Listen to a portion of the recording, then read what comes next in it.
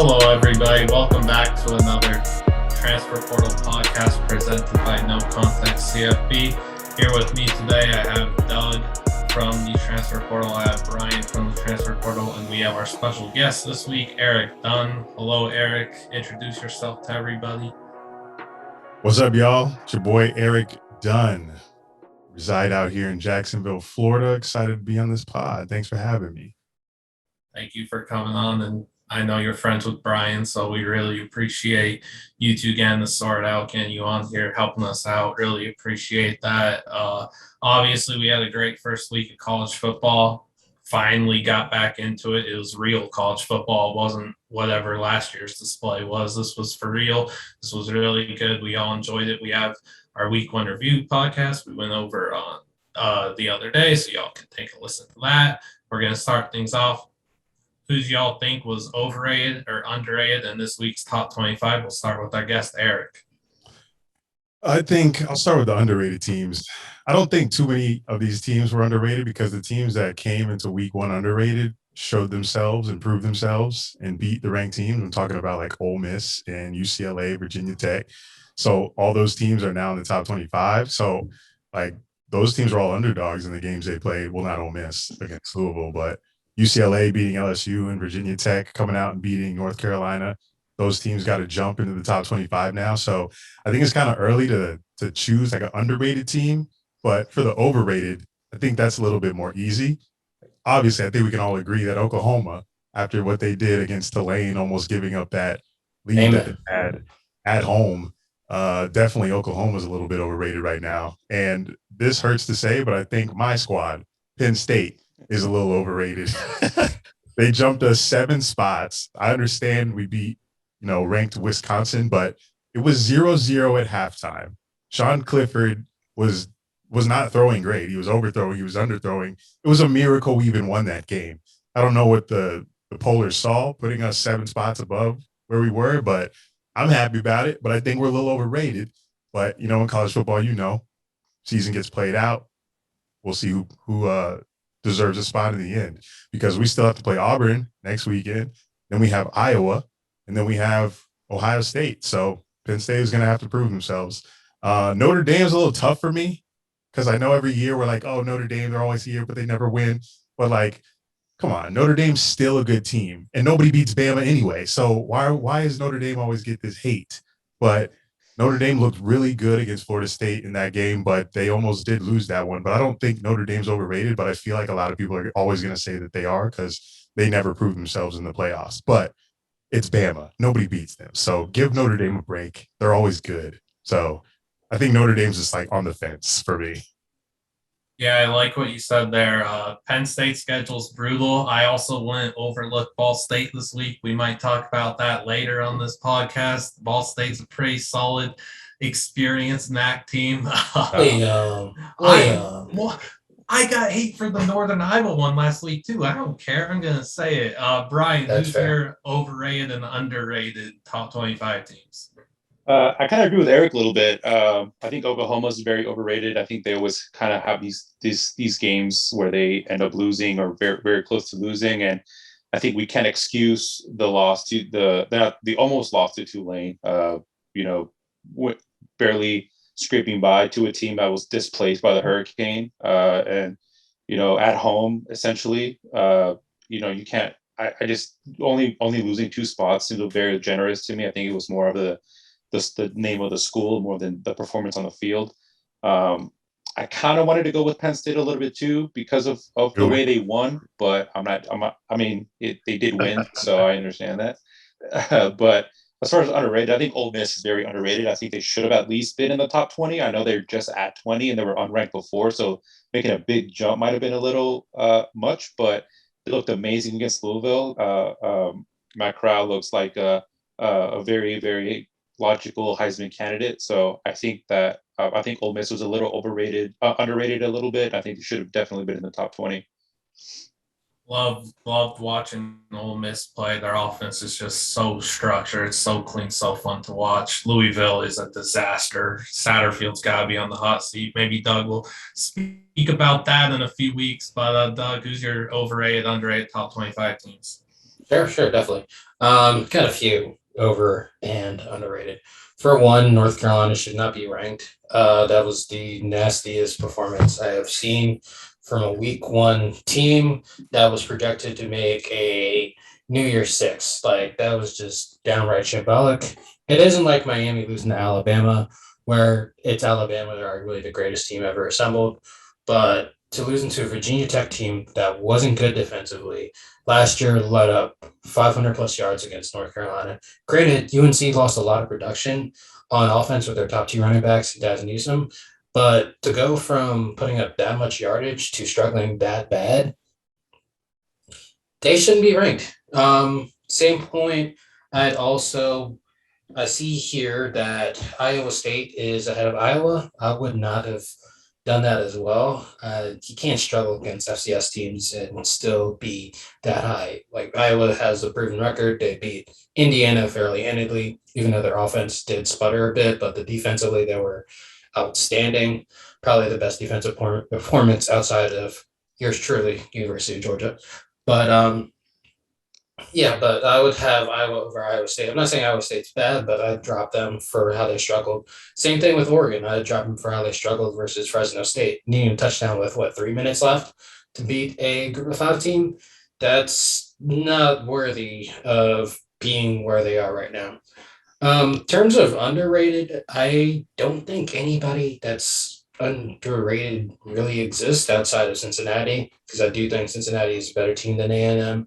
I do think that for the most part, Cincinnati should be also above Clemson. So I'd swap Texas A&M and Cincinnati in the rankings, but that's pretty much it in terms of underrated, because they either proved themselves, like Eric said, or there hasn't been enough games played yet against quality competition. Like I said earlier, I said BC is going to make the New Year Six. They play Colgate, so of course they're not underrated yet. But down the line, when they do play the rest of their schedule, they will be underrated because of how good they are. So, all in all, teams that struggled week one, they're still ranked highly. Overrated, underrated. Nobody really exists outside of Cincinnati. So, Yeah, I agree with you there. It's tough to list underrated teams right now one weekend, but overrated is easy. For sure. Yeah, like you, Doug, I don't have any underrated teams. I have teams I think are underrated that aren't ranked, like App State, Nevada, etc. Boston College, of course.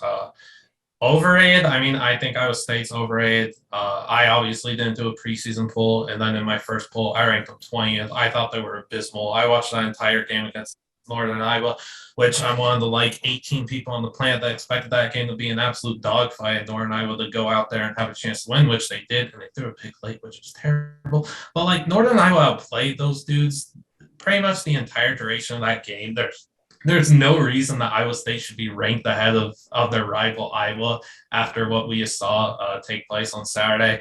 And I'm ready for everything I'm saying to just be discarded on Saturday after Iowa State probably beats Iowa, because that's how the sport works. But yeah, I don't know. Not really anyone else I'm kind of tripping over in the rankings. I think it's a fair first week ranking. Just think some group of five teams just won't get their love for a while, but that's like any other year. So we could get into it with a game or two we're intrigued by this weekend. If you want to start things off, Eric. I'm looking forward to, outside of obviously the two ranked games between the two top 25 teams. I think Arkansas versus Texas is one to look out for. I think Arkansas is going to actually beat Texas this weekend. That's like my upset this week. It's not too crazy this weekend with matchups, but you know how college football goes. Like any matchup could go anywhere. But how I'm looking at it on paper right now is Arkansas is going to beat Texas. That's my pick. And also, I'm a big Ohio State hater, so I've been looking forward to this Oregon-Ohio State game since it was scheduled last year. We're finally getting it, but after the way Oregon played last week against Fresno State, I lost all confidence and hope that Oregon even had a chance against Ohio State, but I'm still holding on to that slither of hope. So I'm intrigued in those two matchups, mostly this weekend coming up. I personally hate hearing that you think Arkansas is going to win. We do betting content over here too. I already have a Texas -6.5 ticket in. talk about that on our show on Friday. But we'll go kick it over to you, Brian. Intriguing games for you this weekend. Yeah, I kind of went a little bit more conventional. I mean, obviously the two ranked games are what I'm more intrigued by. Iowa and Iowa State. Obviously, it's going to be in-state rivals and ranked matchup. The ranked right on top of each other, so that should definitely be a very intriguing matchup, and I'm very looking forward to watching that. Ohio State and Oregon. Obviously, I really want to see. It's kind of a litmus test for both teams what they're really about. Starting off the season, against unranked teams. Kind of goes to show this is probably their biggest test they're both going to face this early on. So I'm very interested to see that matchup as well. Getting off the beaten path a little bit, I guess. Texas A&M and Colorado, I'm kind of interested in that a little bit. I don't expect an upset by any means, or being on upset alert, but I kind of want to see.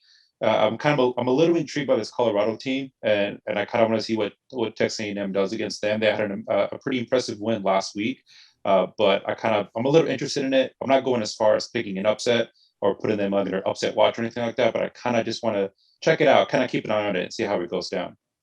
That'll be a fun game to watch. A&M's running backs are lethal. Love watching Isaiah Spiller and Devin Achani. They're super fun to watch. What about you, Doug? So I'm going off the beaten path entirely. I'm not even picking a ranked matchup. I am picking a conference matchup between Missouri and Kentucky. The reason why I'm picking it is because both offenses did fairly well week one, and I don't think either defense is good enough to manage to stop one another. So even though neither team's going to win the SEC East, it's going to be yours truly again, Georgia. I'm going to keep on plugging them until the end of time. But outside of that, it's just nice to see these two offenses lighted up as a neutral, casual. Should be very entertaining. And then outside of that, I go with Pitt and Tennessee. It's going to be the first big test for Josh Heupel.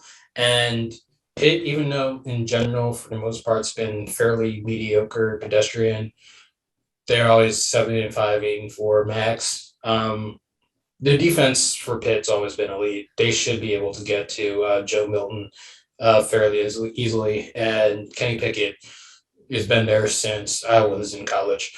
But, also it's because they both share a coach, Johnny Majors. Just the pageantry is there. Not totally like in terms of like actual game, but the pageantry, it's just nice to see both teams honor a head coach that they both shared. So those would be the two matchups I look forward to. I like those picks. I also went very off the radar. I went with 3 games. The first game I'm looking at is Stanford SC. Stanford was awful last week. They were terrible. But I'm intrigued to watch SC. I want to watch my crosstown rival. I want to watch Kane Slovis, who's a stud. I want to watch him thoroughly. Drake London, Touch Washington. We didn't have that opportunity last week because they were on Pac-12 Network. Yikes. Nobody gets to watch that. But yeah, I'm excited to watch them. UCLA fan that could respect the rivalry, respect the elite team that the other ones got. So good that both these teams are actually good this year. But I'm looking at App State, Miami. I've circled this game for literally ever. I think Miami has a brutal start to their season, and they got beat down by Bama, and I don't think it gets easier against App State. App State, their passing defense is so dang good. They're 4th last year in team passing efficiency defense. Sean Jolly is a goon at corner, and we saw their run game. It's lethal. Cam Peoples was electric last week, but stepping up in that RB2 role to complement him was Nate Noel, who looked like another NFL back at App State. So App State's got loaded talent once again. Chase Bryce looked competent last week. He's got to be as a game manager for them, and he looked a little more than that. He made some real nice throws last week against ECU. And then a game I'm very intrigued by is Western Kentucky's lethal passing attack against Army's really good pass defense. I'm so excited to watch that one. That one's at 8:30 a.m. Pacific, so an earlier kickoff, 30 minutes before other games start. Really excited for that one. Want to see Bailey Zappi just tear it up. Hopefully, WKU can take that game. Next, we'll just kind of get into like a storyline that we're tracking throughout the season, and then we'll go in and make some picks. So Brian, what's a storyline that you're tracking throughout this season? Uh, uh, Obviously, for me, the biggest thing that I was really looking forward to this year was George's offense. Same like Doug, I'm a Bulldog fan all the way, so that's the biggest attention that I've been pointing at this year. And after we saw against Clemson, we can say Clemson's defense is very good, but it just was very pedestrian. And it was really concerning to me because even though Georgia's defense was elite and probably the best defense in the country, and they could take them to the SEC championship game, it should be enough to beat all the remaining teams on their schedule. It's definitely not enough to beat Alabama. And if they do get in the college football playoff, it's definitely not enough to beat any other teams in the college football playoff as well. So I'm really intrigued by seeing Georgia's offense this week. There's a rumor, there's some rumblings going on that JT Daniels is hurt. He hurt an oblique, which it might have been why the offense was a little conservative on Saturday. So I'm very interested in seeing that, see how that goes. And if they do end up going with a backup, Carson Beck has shown a lot of flashes during camp and in the spring. So I think he's more than capable of picking up the mantle and leading the Georgia offense. But against a team like UAB, where they're not necessarily under any sort of upset watch, but they're better than your average group of 5 teams. So I think it's a good test for them to kind of get the offense back on track. It's very important. I think that's one thing Georgia's always struggled with, whether it's under James Coley, whether it's with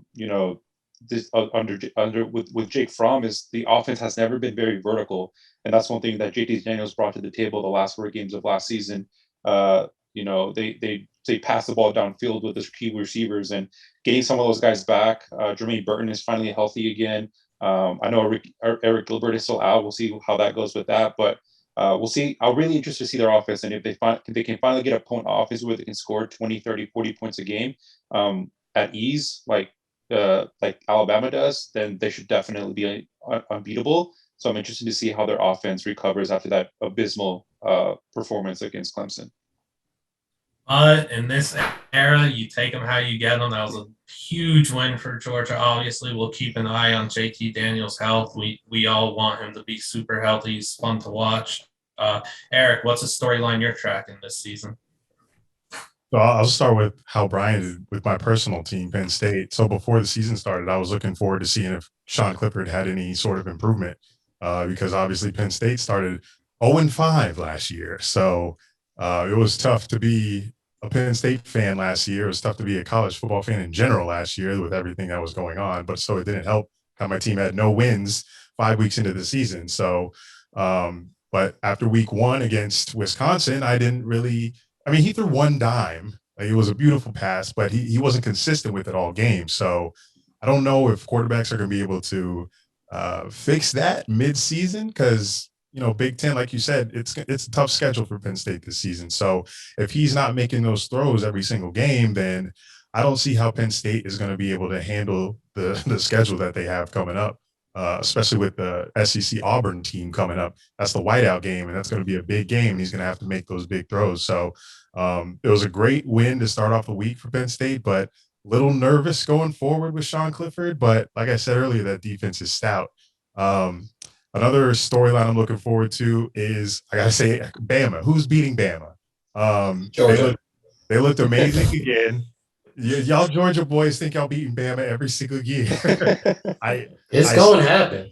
I see y'all 1-2 right here. If that should stay the same throughout the entire season up into the SEC championship game, and then what's going to happen, we'll see then. But until the playoffs are expanded, it's always like who's going to be the 4 in, and I think it's going to be Bama. If Georgia stays undefeated and then loses to Bama, they'll be back in. You'll probably play Alabama twice. Ohio State most likely will go undefeated. They'll beat Penn State. They don't play like the tough Big Ten teams. I think the only other ranked team they play, they don't even have Iowa on the schedule or Wisconsin. So Ohio State always gets the easy end of the stick. So I'm definitely looking forward to Texas A&M. A lot of people have been saying that they're going to surprise people this season. So I'm looking to see if Texas A&M is going to be that squad that knocks Bama off. I don't know, but they're intriguing me already after week 1.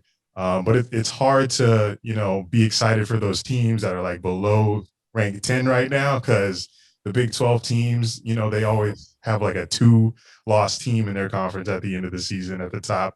Notre Dame, they have like a 5-game stretch with like four of those teams are ranked, and then they play Virginia Tech at Virginia Tech, and we saw how that went against North Carolina. So I don't think Notre Dame will be there. And then you guys were talking about earlier, Cincinnati, are they going to get love from the pollers if they go undefeated? Because their schedule's pretty easy, and the only ranked team they play is Notre Dame. I think Notre Dame and Indiana is on their schedule. Yep, And and then Indiana just got smacked. Yeah. And Indiana didn't look too hot, but if Notre Dame's still up there and Cincy gets that win, then that'll be the only thing Cincy has under their belt for them. So it's going to be tough. We'll see who this Final Four is, but it's going to be Alabama, Georgia for sure, I think. And then the last two are going to be wild cards for me. So I'm interested to see how that SEC is going to shake up towards the end of the season because, like every year, that's usually who's there at the top coming into the season. It just means more. Amen. We'll roll to you, Doug. Yeah. So my two big storylines actually developed over the course of the weekend. I had no idea that these conferences were going to stink.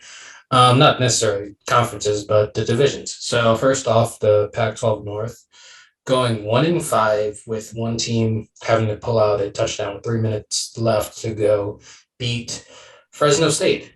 Trying to figure out who gets out of there. It most likely will be Oregon, but like I said, that conference is not good, losing to the likes of Montana, Utah State, Purdue, BYU. It's just not good. Generally, BYU's Arizona. I apologize. Did not mean to slander Arizona because they actually showed competence since before someone. But yeah, there were. Nevada. Yeah, Nevada. That's what I meant. Nevada. Yeah, shout out Carson Strong, by the way. But still, they should not be that bad. And speaking of bad, the ACC Coastal. The only team that looks competent right now is Virginia Tech. You have the likes of Duke losing to Charlotte. You have Miami. Miami's not bad. They just got beat by Alabama Tech. So can't really judge them until this week. UNC just basically crapped the bed in Virginia Tech. I feel sorry for whoever drafts Sam Howell in the first round.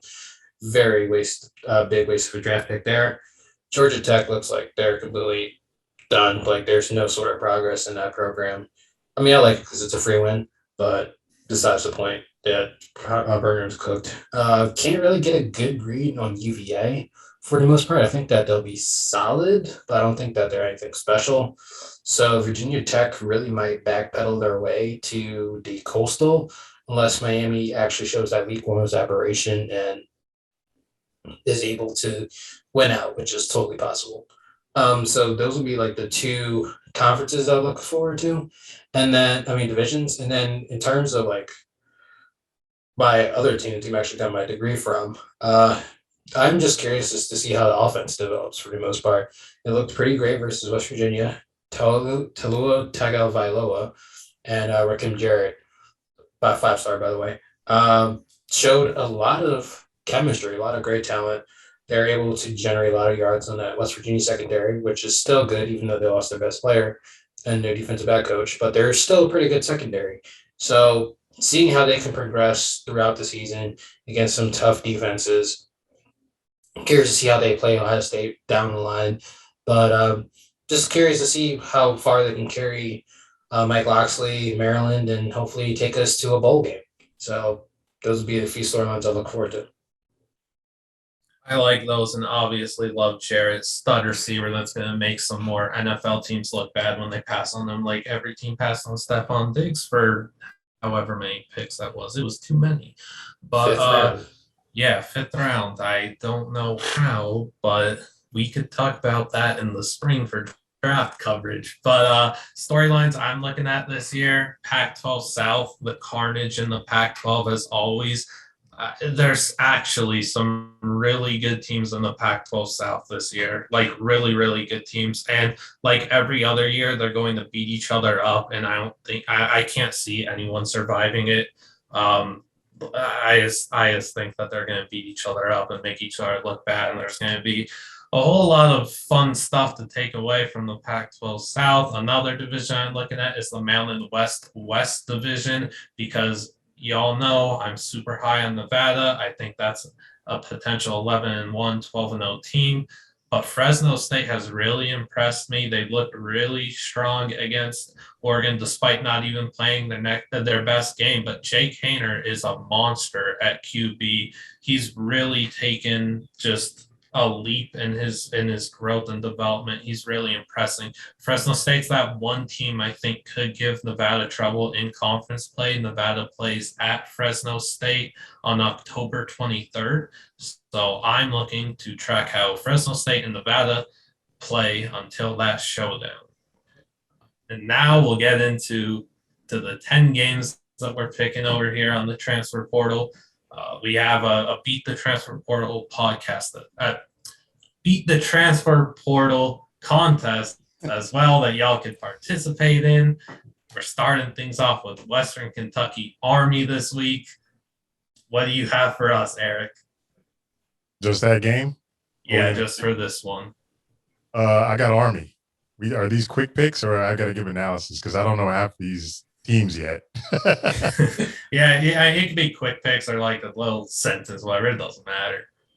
After forgot who did an analysis about Western Kentucky's passing assault, but I was like, yeah, I got Army in this one. All right, what about you, Brian? I got Army as well. I think I'm a big fan of the triple option. I'm always intrigued by they always seem to find ways to win, and it's a terrible offense to run, but they always seem to find ways to win with that offense. So there's a 7-point spread. The Army is a 7-point favorite. So, but I'm gonna choose Army with this one because they do have a good defense, and I think the triple option is very interesting to defend. So I'll go with Army. What about you, Doug? since it's at Army, I will go Army. If I was at Western Kentucky, I would have gone Western Kentucky. It's literally the home difference because I do think Zappy would get the yards, but with Army at home with the ball control, it just works in their favor.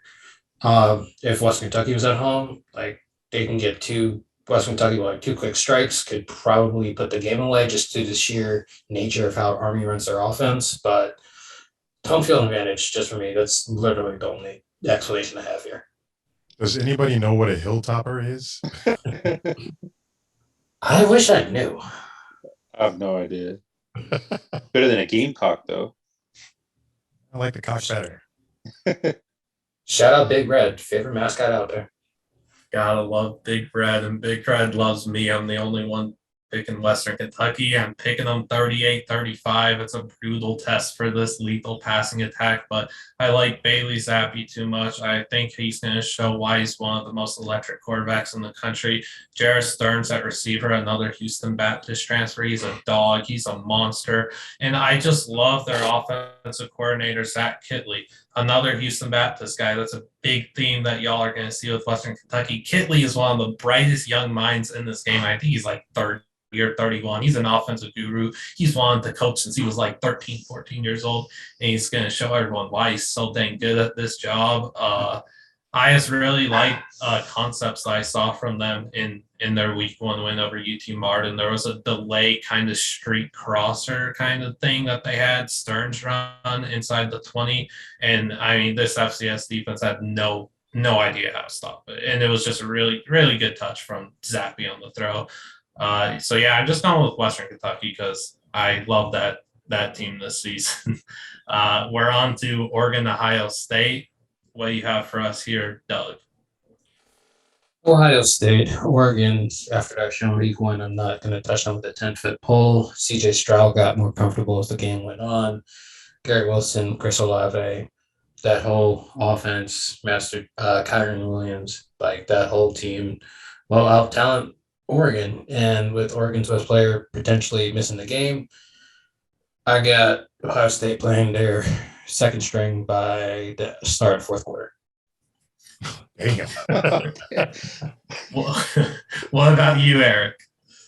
Man, Ohio State's only favored by 10 here. If Justin Herbert was playing, I would smash that. But unfortunately, I think Ohio State's winning this game. Oregon, I think they'll keep it close for a little bit, but I think they'll eventually fall off. I don't know if it'll be second stringers coming out. I don't think it'll be that bad, but I think it'll be at least like a 17 point difference in the final score. But I will be rooting for Oregon the entire time because although as if Ohio State stays in the top 3 all season and Penn State beats them, it looks great for us. But I just my expectations for Penn State are like right here, right now. So I got Oregon. I got Ohio State winning this one pretty easily. Understandable. I mean, Doug's out there, second stringers in like 77-30 or something. He's right to see a NCAA 14 type score. But what do you have for this one, Brian? I got OSU as well. I mean, Ohio State. They're Ohio State, and I think CJ Stroud is kind of he wasn't terrible last week, but he didn't show. I don't think he showed like Heisman level flashes as either. But I do think that he will kind of show what his talent level in this one and win. I don't think it'll be a blowout. I honestly don't think it'll be double digits. I think it'll be 10 or under, maybe a 3 to 4 point game. I think a touchdown late in the game is gonna be what seals it for Ohio State. Maybe even maybe like a touchdown and maybe a field goal at the end to ice it.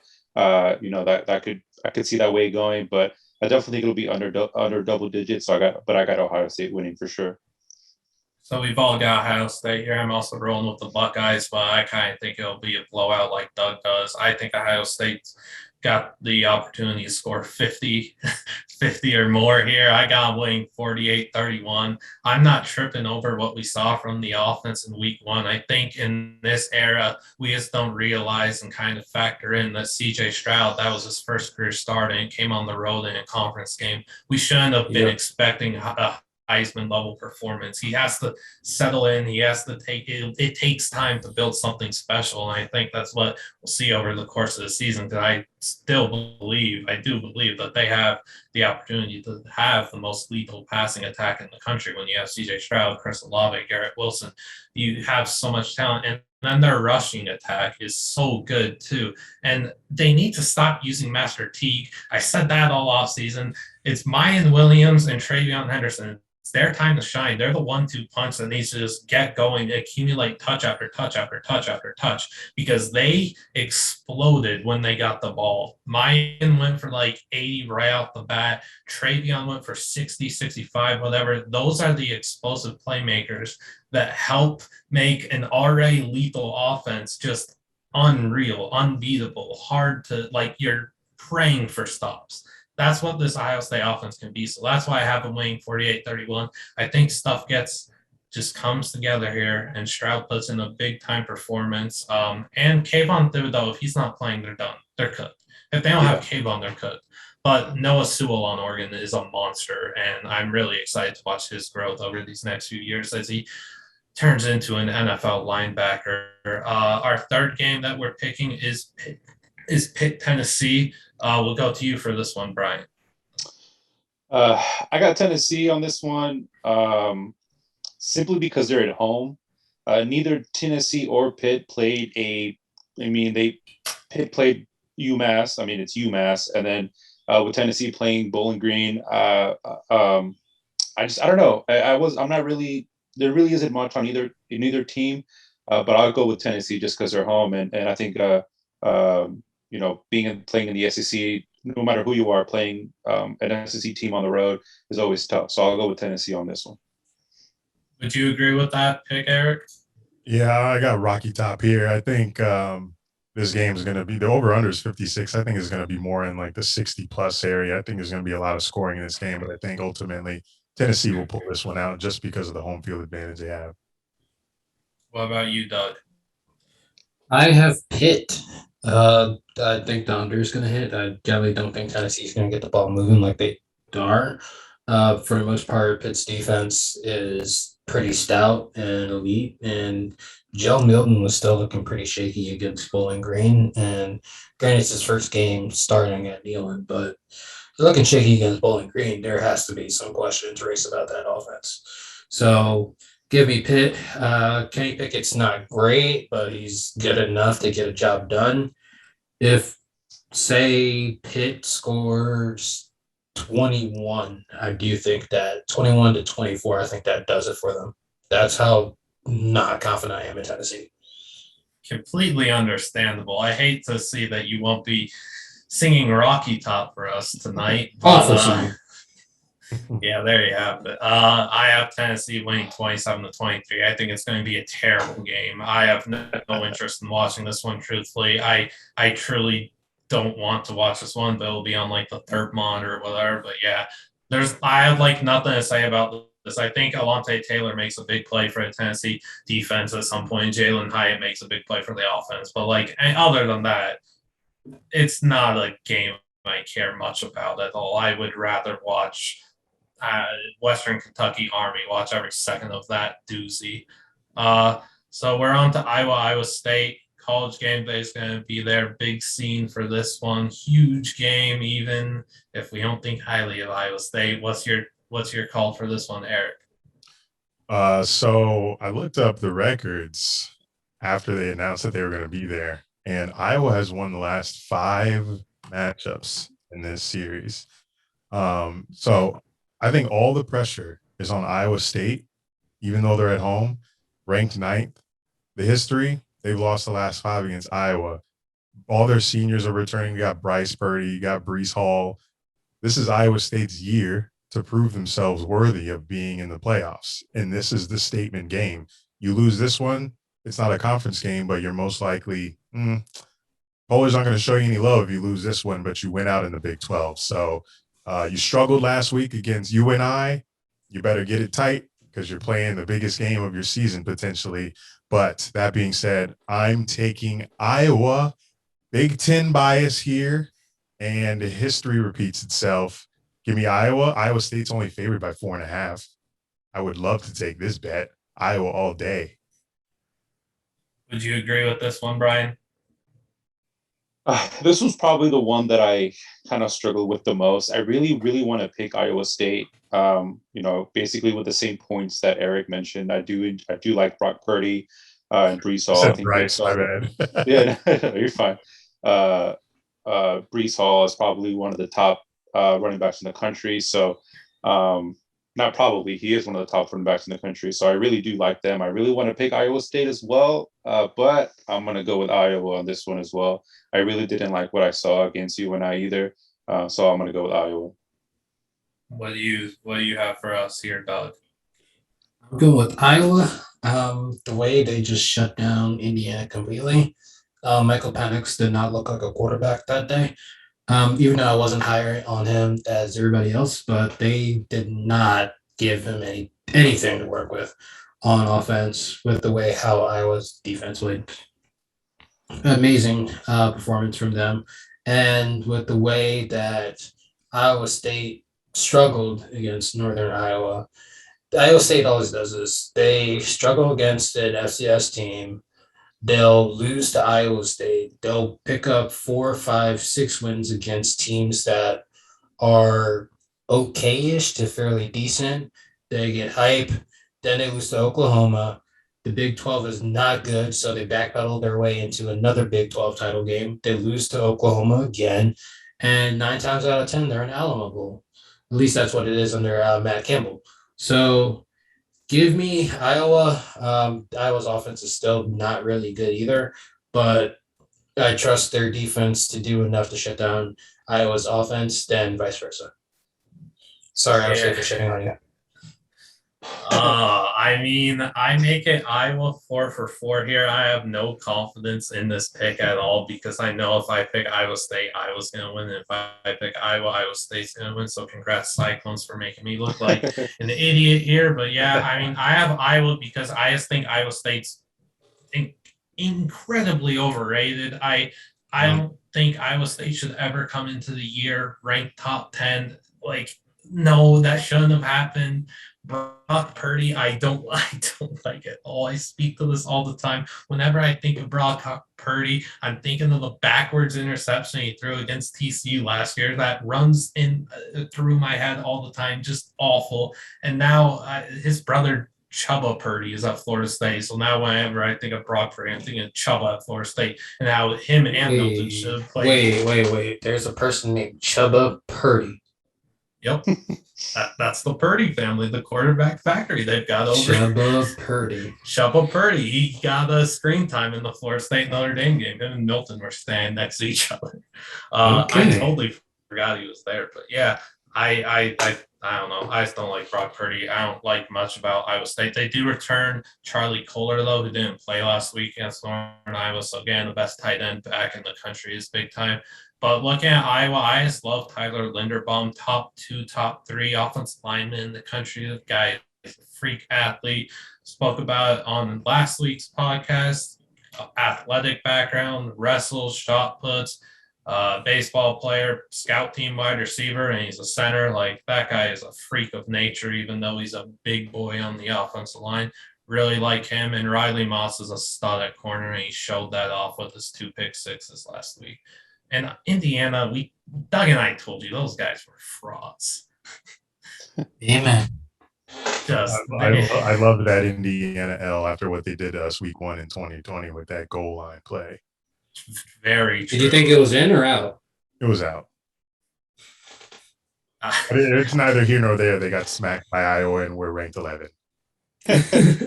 That's true. Last year's season was a complete fraud. Indiana actually encapsulates that. Oh gosh, I really think that team starts like 1-4, 1-5, whatever it is.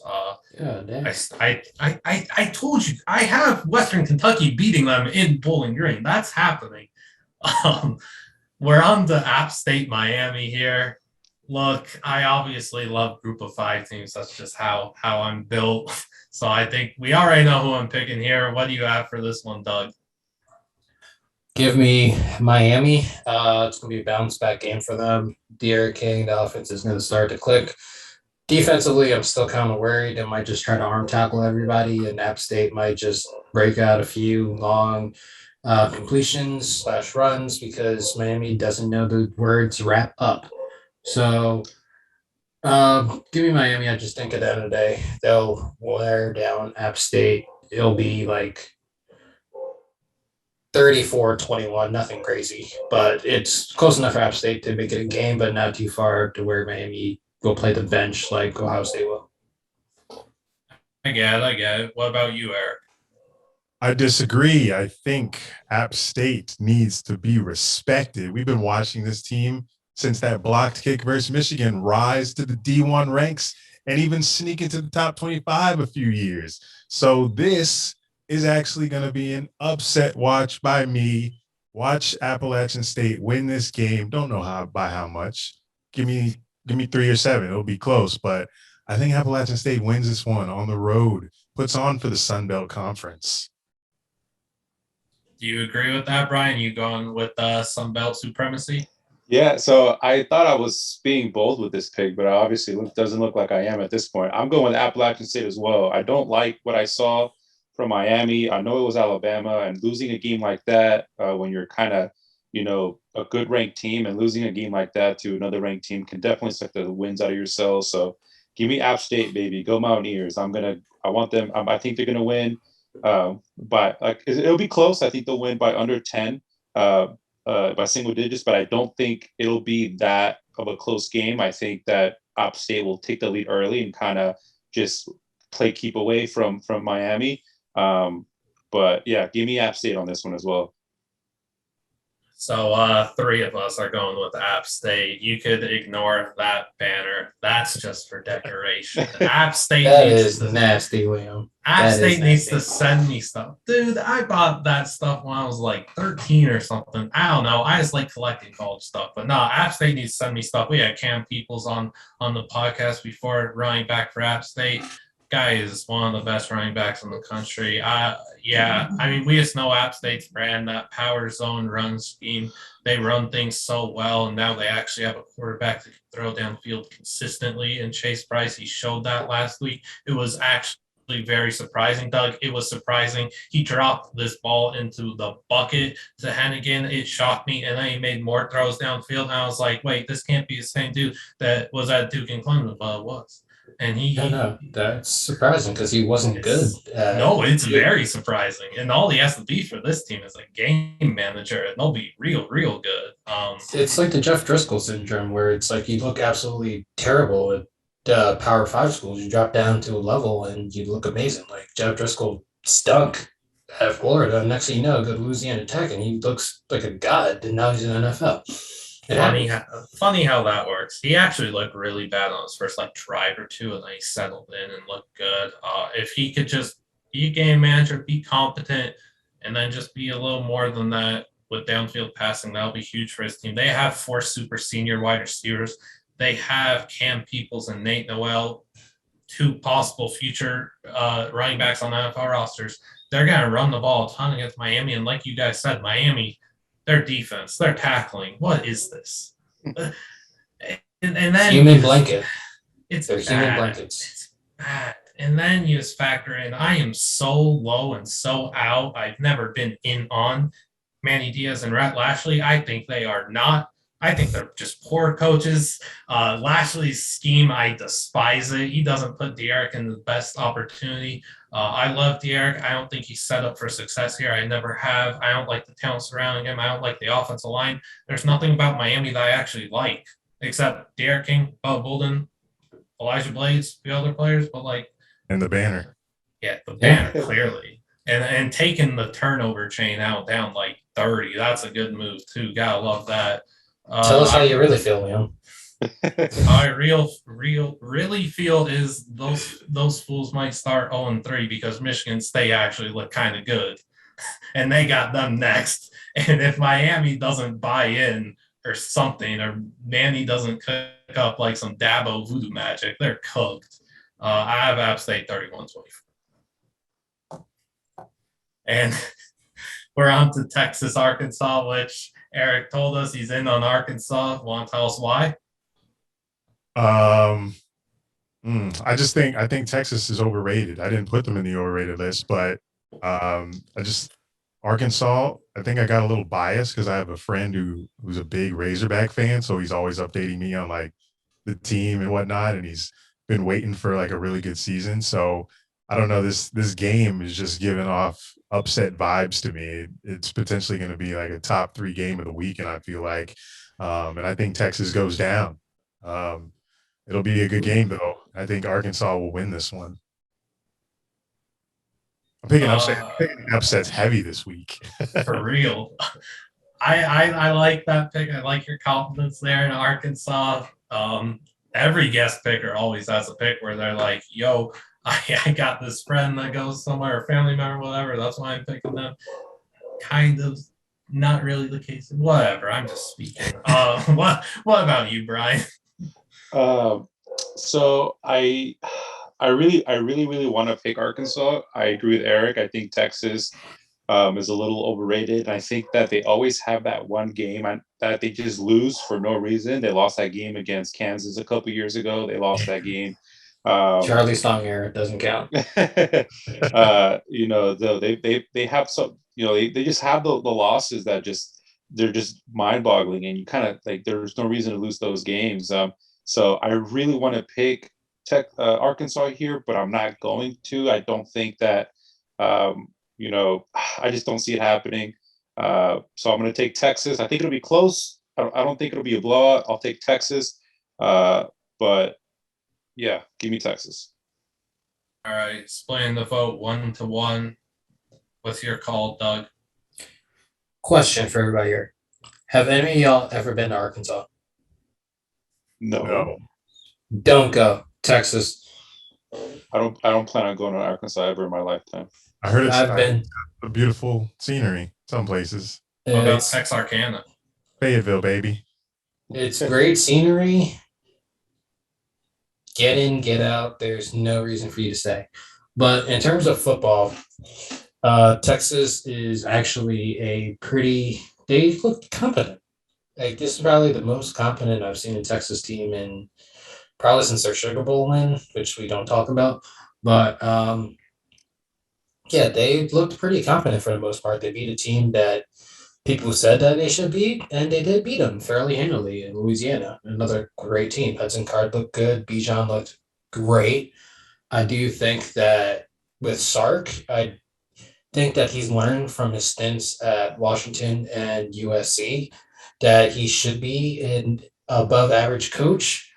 I don't think that I still think the hire is a weird one for him personally. Like, I think it's probably too much pressure for all the demons he's been dealing with.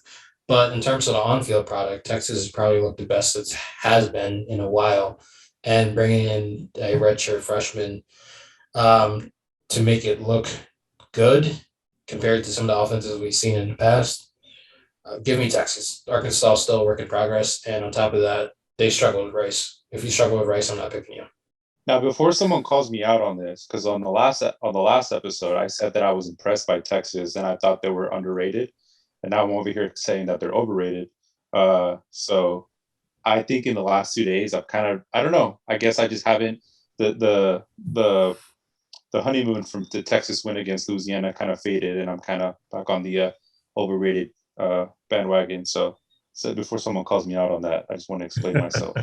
Record time. Right to be. Well, I am going with Texas by like 14 at 38-24 because I was high on ULL. I love the Sun Belt. I like ULL, Coastal, App State. I think they're three very good teams. I just think what Texas did, how they showed up and decimated ULL was pretty impressive to me personally. Like Doug said, Texas looked competent. There was competence. There was confidence as well. They actually looked really dang good. They got a help at receiver from Jordan Whittington to help out Joshua Moore. That's if that stays consistent. There's two real good receivers right there. Nice duo. Hudson Card came in and looked like a very good quarterback. Was surgical at times, and then Bijan Robinson's just the best running back in the country. I'm sorry, he just is. He is so slippery and elusive, and just breaks every tackle he can. Dudes don't tackle him on first contact. It isn't happening. And then you saw him catch a ball for a touchdown. But I just love Bijan. I think he's going to continue his rise and become the unanimous RB1 this season. And the defense was competent too. Levi Lewis couldn't do anything. He couldn't throw downfield. He couldn't throw 10 yards downfield. Their defense was locking stuff up. Their pass rush was getting after it. They were getting into the backfield on runs. They did a very good job, and it shouldn't be overlooked because ULL, they're experienced, they're good in the trenches, and they got beat up, plain and simple. So I liked what I saw from Texas, and I hated what I saw from Arkansas. They escaped against Rice late with a late run, and Traylon Burks is a monster, and I can't wait to see him play this week and furthermore down the road this season. NC State, Mississippi State is our next game. I'll just give you my pick real quick. I have NC State 38-27, not much more to it. What about you, Brian? Yeah, I'm with you. I don't really care for much for this game at all. So I just NC State. Yeah, please. It's simple as that. What about you, Eric? I'm with you guys as well, but not with your picks. I'm going with Mississippi State just because of Mike Leach. I think he'll outcoach NC State. I'm leaning towards the SEC in this one. I think Mississippi State will win this one. Perspective. What about you, Doug? NC State, mainly because if you need a 20-point comeback to beat Louisiana Tech at home, I'm not trusting you to do much. Mississippi State, if their offense isn't humming, can be easily stopped. NC State, granted, they played South Florida, which is arguably one of the worst non-UMass teams in the FBS. That was the worst team I've ever seen. No, because UConn exists. But that's true. That was one of the worst teams I've ever seen. They are so bad. There's no hope at USF. I feel sorry for Jeff Scott. But that's beside the point. But NC State looks like they have a competent enough defense to take Mississippi State out of rhythm. And once you take Mississippi State out of rhythm, it's kind of hard for them to get back into rhythm. So give me NC State. It's not going to be a blowout because with Mike Leach's offense, the one thing that will happen is that they will throw themselves into games. I just don't think they have enough. So give me NC State. Yeah, I think Donovan Knight, NC State running back, will have a big game. And again, Mississippi State, not only did they need that 20-point comeback, a knuckleball, potentially finger-blocked field goal at the end of the game that didn't go in and was short of it fell in the end zone. Like, come The on. thing that annoyed me about that game was because they got to the 30, Louisiana Tech got to the 30, 40 seconds left, and they just played field position. They weren't trying to score a touchdown. They weren't trying to advance it. They were just going backwards and trying to play for a field goal. It was like, make it easy on yourselves. Yeah, there's a reason teams like that don't win, and we could speak to Louisville kicking field goals down 26-0 on 4th and 1, and then Ole Miss is going for it on 4th and 6 up 26-3. There's a reason why teams win, teams lose. Yeah, Louisville's finished program. They're cooked. They have no. Yeah, that's another conversation. No, Mizzou, Louisville. It's a rival, Kentucky. That's the game we'll talk about right here. What do you have on this one, Eric? I got Kentucky. I think Kentucky is really good with Will Levis now, transferred from Penn State. I'm supporting him all the way. I think Kentucky is going to be 4-0 before they host Florida. And hopefully Florida is still good then. I think Kentucky's favored by 5. I think Kentucky wins this one pretty easily. What's your call on Kentucky, Mizzou, Brian? Yeah, I agree with Eric. I think I'm going to go Kentucky as well. I've always wanted to like Kentucky, even though they're in Georgia's division. I've always kind of had a soft spot for them. I think that they deserve some success. So, and for some reason, I hate Missouri. So, give me Kentucky all the way. Are you picking the basketball school, Doug? No, I am picking Missouri.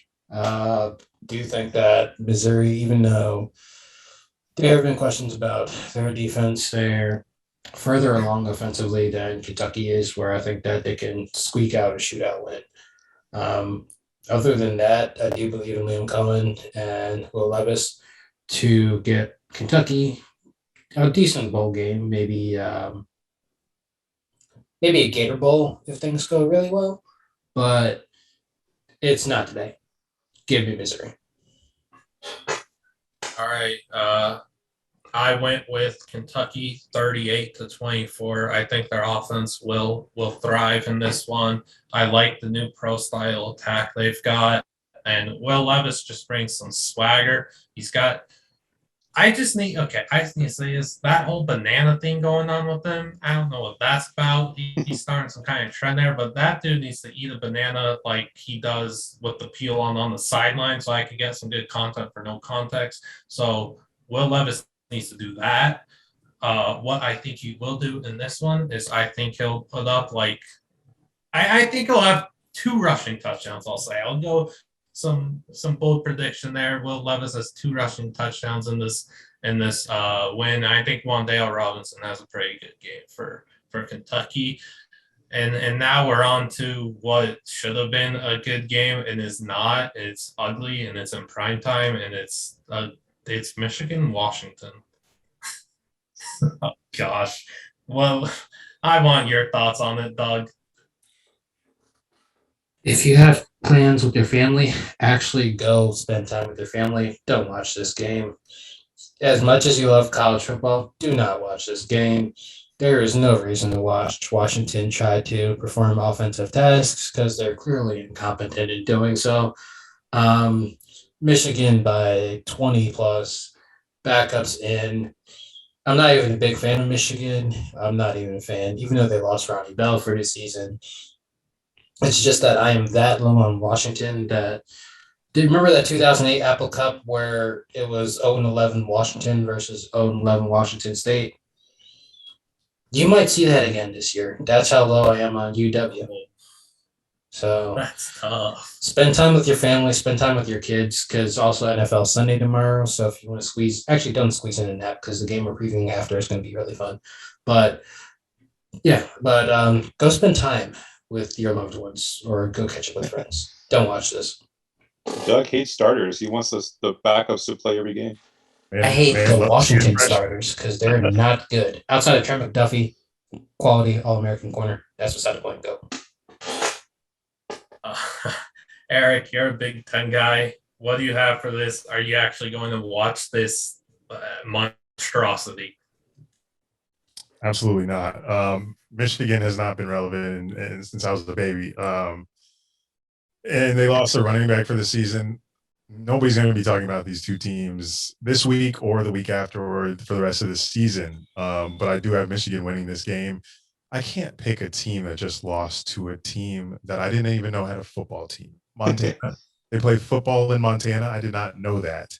And they lost to them. So give me Michigan, but spend time with your family and friends. I'll actually be enjoying a NFL pregame party during this time. So hopefully there will be a different game on from this one so I can enjoy a different college football matchup like Ole Miss, Austin P. Yeah, you'll be able to watch the Lane Train Electric offense. App State, Miami will be on. Texas, Arkansas will be on. I just wanted to say Montana, they play football there. Montana and Montana State both were top 15 preseason FCS squads. So good for the Big Sky, good for the state of Montana, I guess, if they actually really do care about football. What's your call on this game, Brian? That's my call on that game. Just give me Washington, just for the storyline. You lose to Montana, but they beat Michigan. Just give me Washington. Look, I wish I could have done that, but maybe I'll sway your opinion here. Against Montana last week, Washington was down their top 4 receivers. I think they're now down to 5th. They have K. Dodd and tight end. They have nothing else. They're cooked at receiver. They need somebody to walk on because I can suit up and you got eligibility? Nope. Yeah, I have Michigan 17-13. I just think it's going to be a defensive slugfest, offensive struggle. I think it's going to be terrible. I like Washington's defense. I just don't like their offense. Their offense didn't make any strides I was looking for when I picked them as like a yeah. Let it out, man. Playoff team because I thought, hey, it'd be more fun to pick them than pick the top 4 or 5 teams in the country, and it's not fun. It's not fun on the side of things. I'll make excuses that the receiving court was literally unavailable. I don't know. Their coaching staff isn't showing care either. I know Lake's out there playing a lot of golf, and the Washington fans are very upset about that. There's problems there, but I just like their defense. I like Trent McDuffie and I like Kyler Gordon.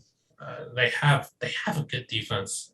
They just don't have offense. So I went 17-13 because Michigan doesn't have Ronnie Bell either, and it's like I just don't like either of these offenses at all.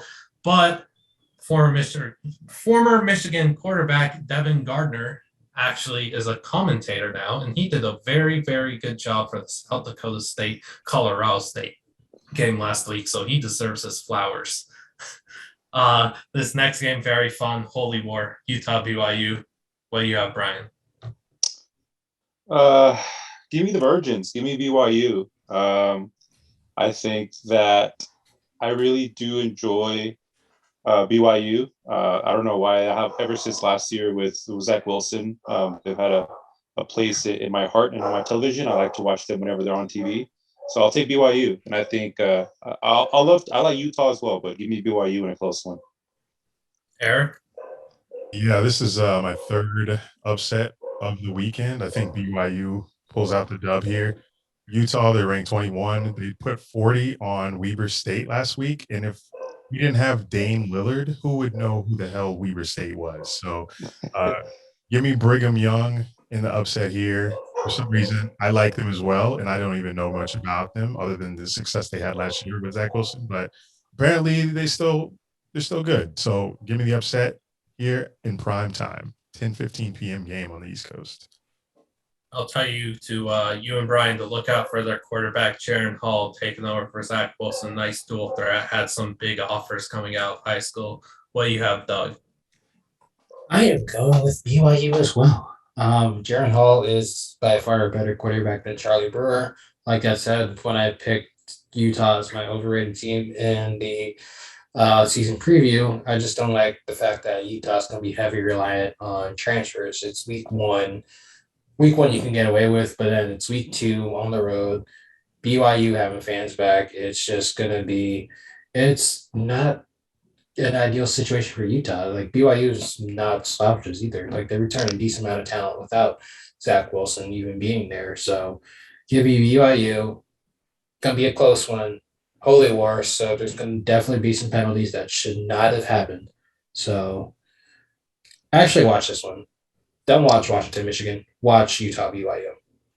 We'll say Everyone. that Utah does have Charlie Brewer, who helped Baylor get to the Sugar Bowl.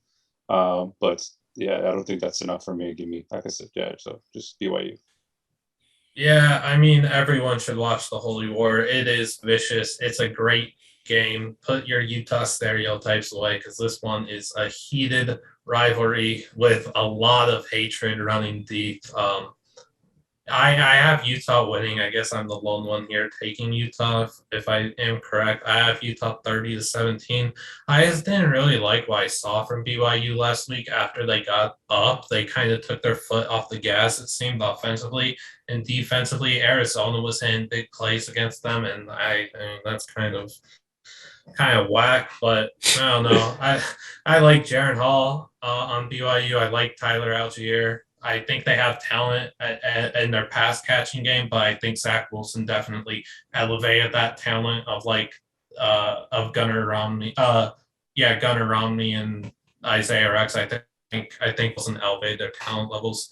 I like the Nakua brothers. One of them is a Utah transfer. The other one's a Washington transfer. So I'll see if they actually play this week for BYU.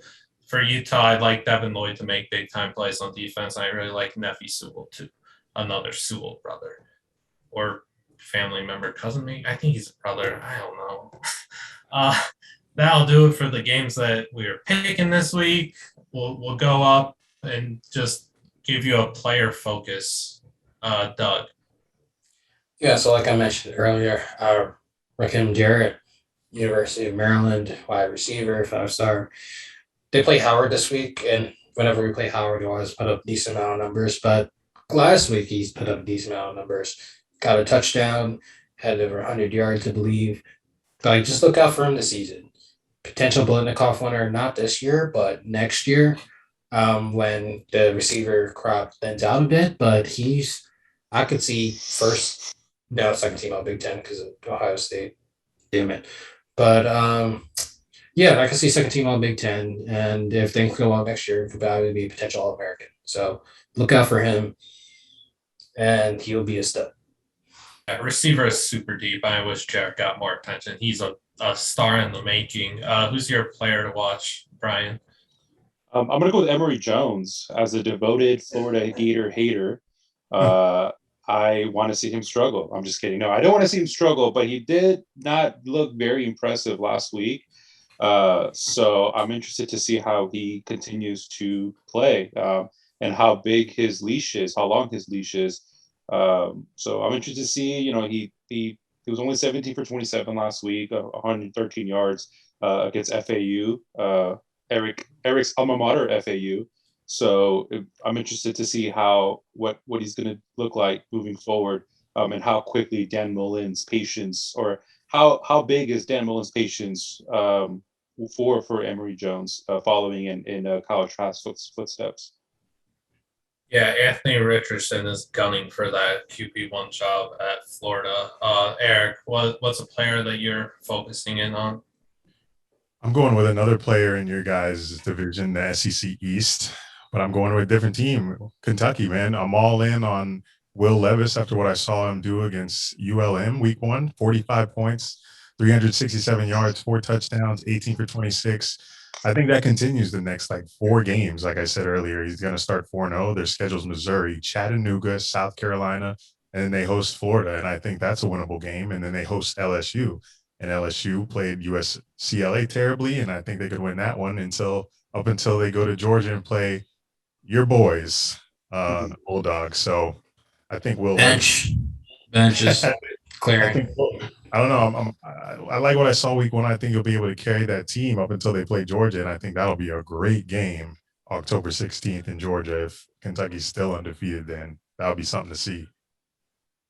like that pick, pretty on brand for you. And I'm also going on brand. It's a group of 5 player on an abysmal team, Colorado State, playing an abysmal team, Vanderbilt. If you had to choose between watching Washington, Michigan, and Colorado State, Vandy, you might need to pick another sport to get into because these 2 games are garbage. But I just really like Trey McBride. I think he's a very, very good tight end that needs his flowers. He's super talented, always has high production.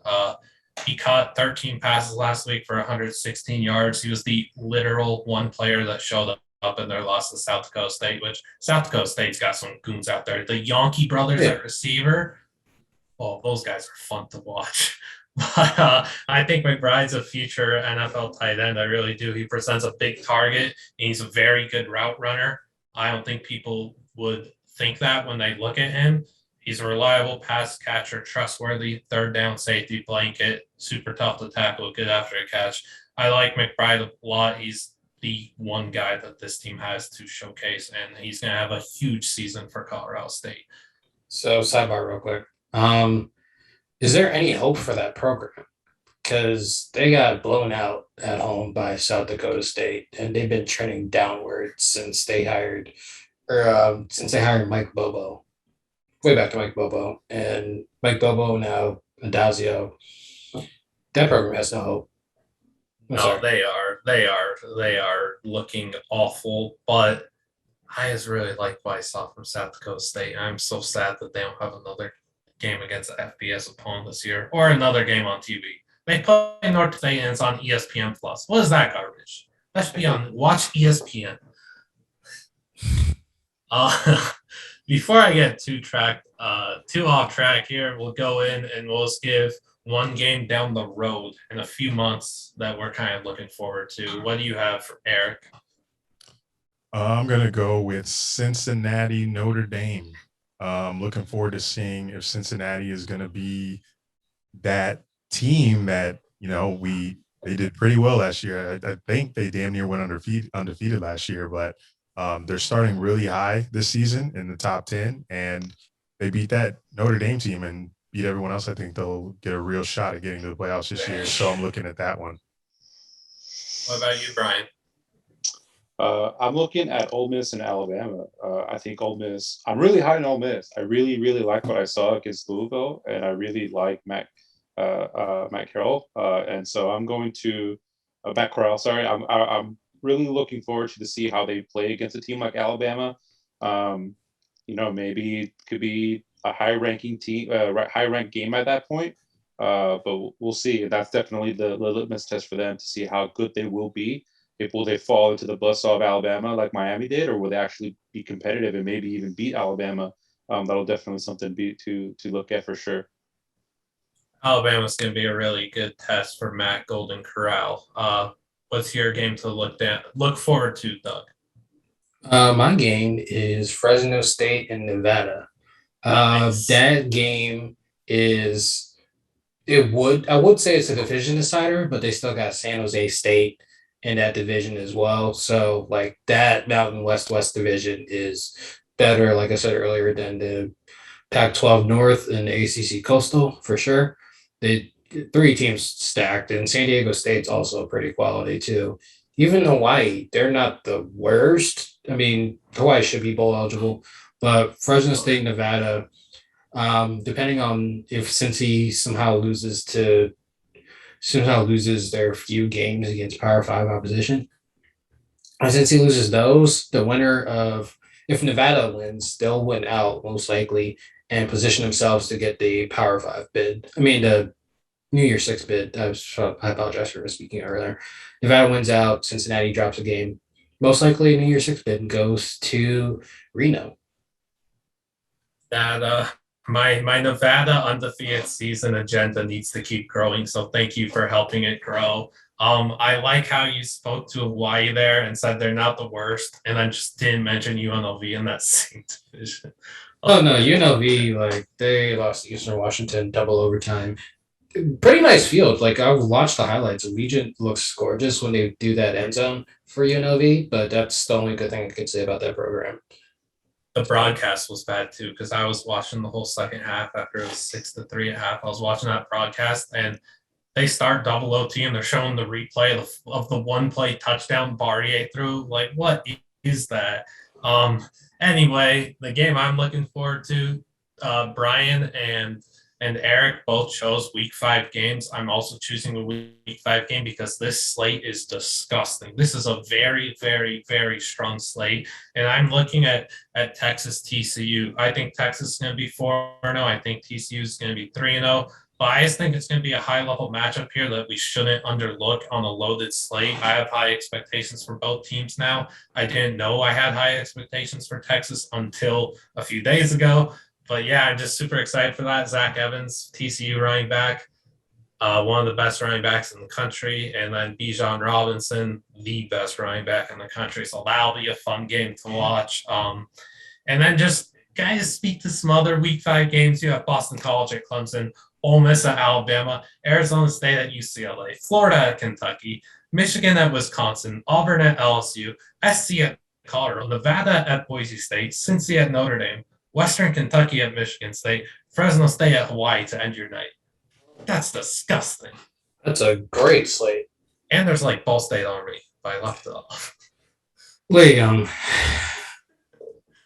My brand. I'll kick it to Brian here since you're good friends with Eric. I'll let you ask him a few questions and then we'll wrap things up. Yeah, definitely. It's always a fun time to talk to Eric. So I know pretty much the answer to these questions, but a lot of people may not. So Eric, we see your shirt. The team on your shirt is Penn State, and you do live in Daytona. Well, you lived in Daytona Beach. Now you live in Jacksonville. Talk about how you became a Penn State fan, and how do you feel about them this year? You kind of talked about that a little bit too, but how do you feel overall with what they're capable of doing this year? So yeah, it's pretty simple how I became a fan. I was born in State College, Pennsylvania, and if anyone knows, State College is a very tiny college town. It's literally the airport, the college, and a mall, and everything is Nittany labeled. So my dad had a job at Penn State, broadcasting communications major. So he was in radio and television, and I was born in a hospital in Penn State. So, but I left when I was 3. So usually people are fans of teams that they grew up around, and Penn State's the only team there. So I was like, all right, I don't know much about the city, but my roots are there. So I'm riding with Penn State. But this year I'm a little nervous. Like I said during this podcast, a little nervous. Like we got that week 1 dub against Wisconsin and everything's looking good right now, placed 11, but I'm very nervous as the season goes on. I'm not nervous for Ball State, but after that, Auburn whiteout game, definitely nervous for that. Nervous against Iowa. And the rest, I think we could win. I think we got Illinois, Indiana. I think all of those are winnable. I think we got Villanova basketball school. They better not beat us in football. So if we can get past Auburn and Iowa, we'll be good to go against Ohio State and then take that L. Yeah, no, that's definitely interesting. So I did mention it earlier. You went to FAU. Do you have any faith in their football program this year? Do you? No. So I started FAU in 2011. They didn't even have a football stadium on campus yet. They built it my first year in college. So I got to see the very first game at FAU on actual campus, and it was against Western Kentucky, and we lost. So my entire 5-year tenure at FAU was tragic. Like they never had a winning season.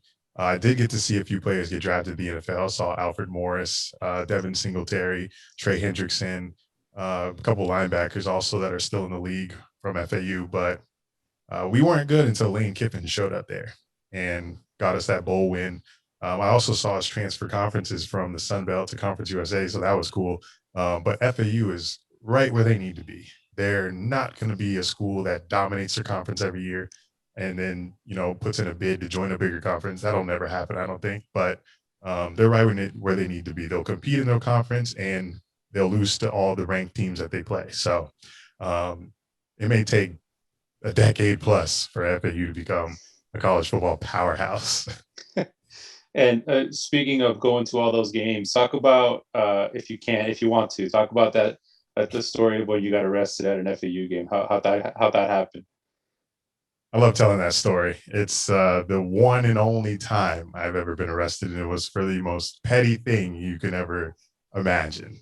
So FAU was playing their biggest game at the time since building that stadium on campus. We were playing Miami, and they were coming to our stadium. And being an FAU student, being in the Sun Belt Conference, then Conference USA, the stadium's usually not that packed. There's not really football tradition at Florida Atlantic. So Miami coming to our stadium, it was like I had to take advantage of the moment with tailgating and getting belligerent because this was never going to happen again, probably. So drinks were had. It was a primetime game, and stadium's packed. I brought a whistle into the stadium, and as you guys know, you're not allowed to blow whistles, obviously, because it messes with the players on the field. But this was 20 minutes before kickoff, and we were chanting "Beat Miami," and then I was blowing the whistle to the do. I was blowing the whistle for that beat, and there was some guy in the field who told me to stop, and I was like, "No." mind you, mind you, I'm belligerent drunk right now. So he told me to stop doing it. I said no. He calls the cops, stadium cops. They come, they're in the aisle, they wave me over. I come over, I give them the whistle. Then they tell me to leave. I was like, I gave you the whistle. Why do I have to leave now? This is the only thing that's causing a problem right now is this little whistle. And I gave it to them. So, but they wanted me to leave. Like they wanted me out of the stadium. And I wasn't having that. Because I was like, I gave you the whistle. The whistle's the problem, not me. So when I wouldn't leave, they called like 5 more cops to bring me out of the stadium. So they took me out of the stadium, put me in a holding cell that we have at FAU. So I was in this holding cell like before kickoff, and then kickoff like whole first quarter, second quarter. They finally take me out, take my mug shot, then take me to jail. It was a whole thing just for this whistle. And they told me that there were like 8 or 9 arrests made that night, but mine, you could have just told me to go home. I could have just taken an Uber home. I didn't have to go to jail for a whistle. You feel me? But yeah, that's the story. If you guys want to check that out, just Google Eric Dunn arrest. There's a whole YouTube video of me telling the story as well. It's a tough way to get arrested. Yeah, it is. Like you're super tough for that. I remember being in the van on the way to jail for blowing a whistle. And I asked the driver while I'm chained in the van. I had handcuffs on while getting driven to the van. What I'm gonna do? And I was like, "Hey, do you know the score of the game?" Because I had been sitting in holding cells for the past 2 hours. So I was like, "You know the score of the game? The score of the game?" He's like, "Yeah, it's 14-14." I was like, "Thank you." But ultimately, I was in jail for like 4 hours. Then I got released at 2 a.m. and then I Ubered back to my apartment near campus. Oh, damn. So it was a long night, very long. I didn't even know it disappeared on TMZ because I just Googled it right now. I was like, bro. Yeah, it was on TMZ did a story for some reason. I guess it was a slow night, but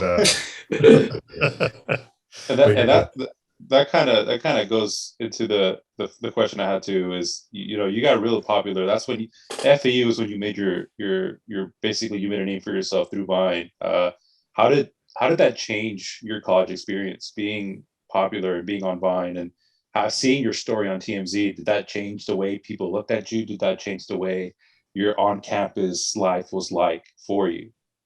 I'll answer the second question first. The arrest didn't change a damn thing. When the cops were like taking me out of the stadium, they were chanting "Free Eric Dunn" like as I'm getting like pushed and walked out of the stadium. So everyone knew it was bullshit, but it didn't change nothing. I just thought it was funny that TMZ did a story on it, but it was so stupid that like I have a mugshot on the internet for blowing a whistle in a football stadium.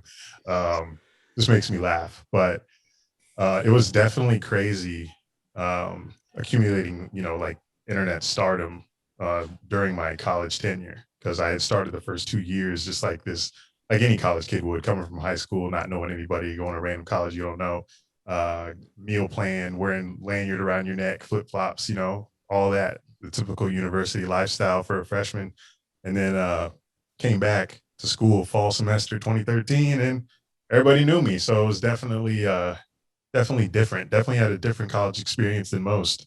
But it was a great time, and um, definitely a highlight of my life so far. Interesting.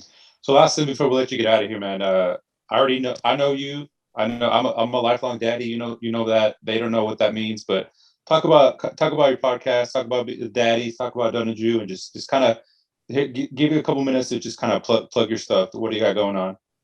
For sure. So currently in Jacksonville right now, moved here to create better podcast content with my partner, Andrew Willis, both Jags fans, obviously, Jacksonville, Florida. We started about 4 years ago. I think this is our 5th year.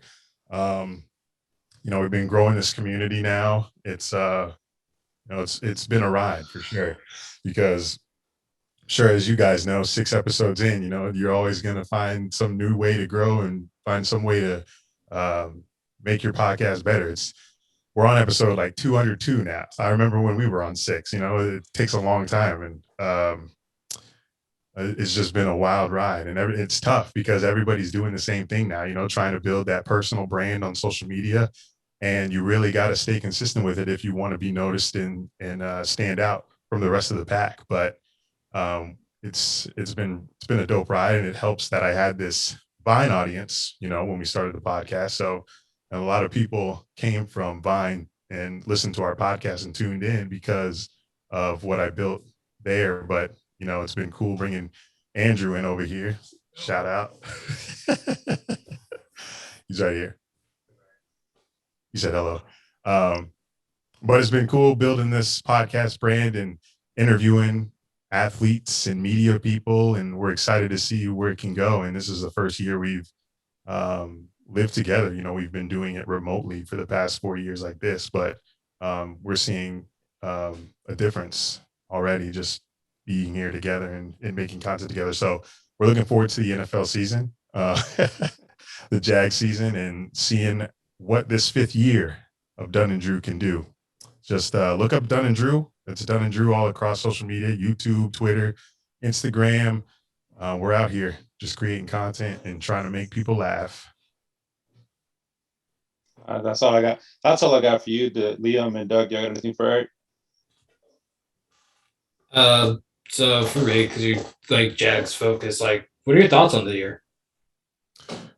I think it really sucks that ETN is out for the entire year. I think he was going to be a real problem for defenses this season, but even with his injury, I still think we're going to win like 7 games. If we don't, then at least 7. If we don't win at least 7, then I have no hope for our future. But if we win 7, I think that the next 2-3 years will be, great to look forward to. But if I don't get that, then I might just leave it all behind. Get the hell out of Jacksonville and start a new life. Become I don't know. Think of another college team to be a fan of, and just change my whole sports persona. Because Jags might be done if this ain't it. If this don't work, this Urban Lawrence thing, I'm out of here. I don't got time to keep waiting for the Jags to be good. I'm not going to be that 80-year-old fan on ESPN when we finally get to a Super Bowl. It ain't going to be me. I'm going to be in Hawaii or something. But yeah, definitely looking forward to this season though, because of what I just said, to see if there is any improvement with the new acquisitions we have. So not expecting the Super Bowl or playoffs. Give me 7 wins. Okay. I still can't believe y'all drafted ETN. Yeah, I didn't think it was a bad pick. I just really liked what James Robinson was doing. Thought there were other areas that they could have improved on. I just thought it was unique that when they drafted ETN, they kind of said that they want, I don't know, they want to use him more as like, I don't know, man. I just didn't like. I want ETN to get a better landing spot because I like ETN. I like James Robinson, and then I guess they kind of wanted to use him in a similar role as LaVisca, kind of. I know that Kadarius Toney was really high on their board, and honestly, I'm glad that they dodged that. Yeah, like I said, it sucks that he got hurt, but I think the dual back thing would have worked. But I did like the pick just because it was a little safety net for Trevor, and like getting this franchise quarterback with a option that he was already comfortable with, I thought that was a good idea. But we won't see that till 2022. Yeah, that's a fair point too. Because I got admit, I look at everything through fantasy football when I'm talking about the NFL. Makes sense. Yeah, so we'll wrap things up here. I did just want to say 2 players on Ball State you need to watch. Receivers, Justin Hall, Johannes Tyler. You can't hate on Johannes Tyler. That's such I a can sick hate on name. anybody at Ball State. That's Get such out a of here. that's such a Ball dope State. Ooh. Ball State. Unreal. Unreal. Ball State was so good last year. Look, I'm not saying they're beating them. I'm just saying I think it'll be like a good game. All I want is a You're good saying the receivers you just mentioned, all you're saying is take the over on receiving yards. if they have Justin Hall receiving props, I'm all in. I think he's an NFL player. He's super versatile. Really good at running the ball too. Really elusive, slippery. Like I spoke to about Bijan, just slippery, electric. He's so good at after the catch, Justin Hall. But he is older, so that does factor into things. Well, I will definitely be looking out for him. Number 11. What's his number? I think he wears 11. I mean, they could have switched. I have no clue what happens with all these numbers switching. When I'm gonna be looking at this game. I'll be traveling, so I'll stream it. But I'm gonna be watching him, see if he does anything. And if he doesn't, coming for you. He's nice. I think he had 2 touchdowns last week, and he had a really good year last year. He's just a really fun MAC player to watch, and I wrote about him. I love watching the MAC writing about guys that deserve more recognition. But yeah, I mean, we spoke a lot about a lot of different things here today, and we really appreciate having you on, Eric. Y'all gotta go follow him on Twitter and everything, and his podcast. Go listen to that. Really appreciate you coming on, helping us out as we, really just start this journey and continue to try and build something special here. So thank you again. Thank you, Doug. Thank you, Brian, for doing this podcast tonight, and we'll talk to y'all on Monday or Tuesday for another new episode of the Transfer Portal CFB.